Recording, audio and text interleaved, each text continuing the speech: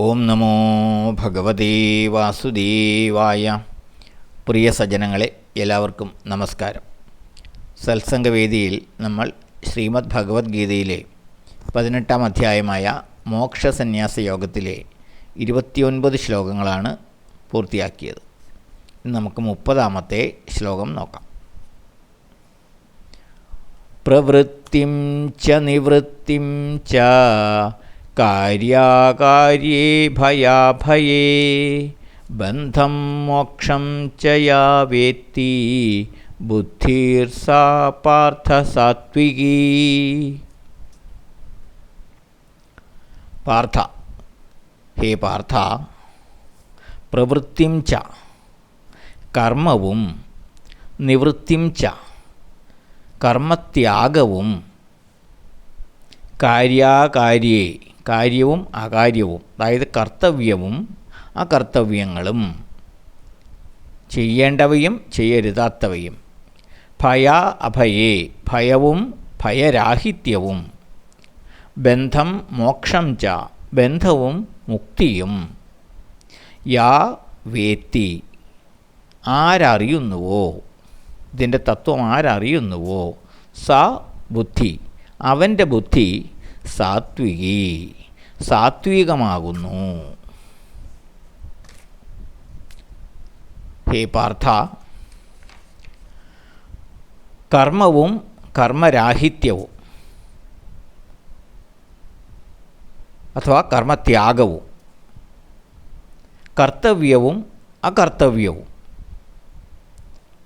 കർത്തവ്യമായ കാര്യങ്ങളും അകർത്തവ്യമായ കാര്യങ്ങളും, അതായത് ചെയ്യേണ്ട കാര്യങ്ങളും ചെയ്യരുതാത്ത കാര്യങ്ങളും, ഭയ അഭയേ ഭയവും ഭയരാഹിത്യവും, ബന്ധവും മുക്തിയും, ഇവയെപ്പറ്റിയെല്ലാമുള്ള തത്വങ്ങൾ ആരറിയുന്നുവോ അവൻ്റെ ബുദ്ധി സാത്വികമാണ് എന്ന് പറയണം.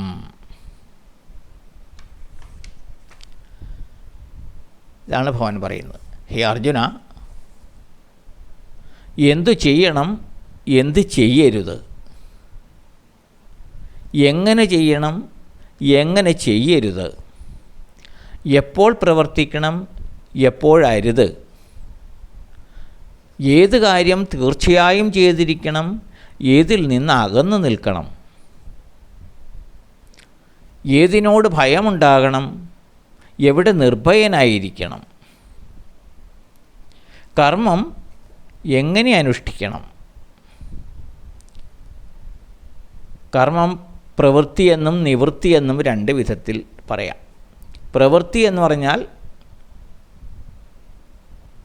ഫലേച്ഛയോടുകൂടി ചെയ്യുന്ന കർമ്മം. അത് കർമ്മവാസനയെ വളർത്തുന്നതാണ്. അത് സംഘത്തെ ഒട്ടിച്ചേരലിനെ ഉണ്ടാക്കുന്നതാണ്. അത് ബന്ധകാരണമായി തീരുന്നതാണ്. എന്നാൽ നിവൃത്തി എന്ന് പറഞ്ഞാൽ നിസ്വാർത്ഥമായ കർമ്മം, ഫലത്യാഗത്തോടു കൂടിയുള്ള കർമ്മം.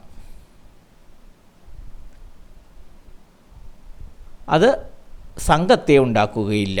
നിസ്സംഗമായിട്ടാണ് കർമ്മം ചെയ്യുന്നത്. അതുകൊണ്ട് അത് സംഘത്തെ ഉണ്ടാക്കുന്നില്ല. അതുകൊണ്ട് കർമ്മവാസനകൾക്കും കാരണമാകുന്നില്ല. വാസനയെ ക്ഷയിപ്പിക്കുന്നതാണ് അത്തരം കർമ്മങ്ങൾ. അത് മോക്ഷകാരണവുമാണ്. അതാണ് പ്രവൃത്തിയും നിവൃത്തിയും. അപ്പോൾ ഇതിൽ ഏത് തരത്തിൽ കർമ്മം അനുഷ്ഠിക്കണം, ബന്ധകാരണമേത്, മോക്ഷകാരണമേത്, ഇവയെ വിവേചിച്ച് അറിയുവാൻ ആർക്ക് കഴിയുന്നുവോ,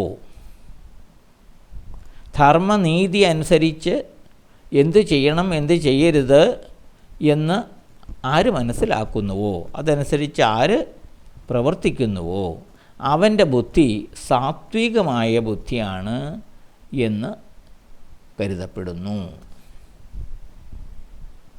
ഇതാണ് ഈ ശ്ലോകത്തിൽ ഭഗവാൻ പറയുന്നത്.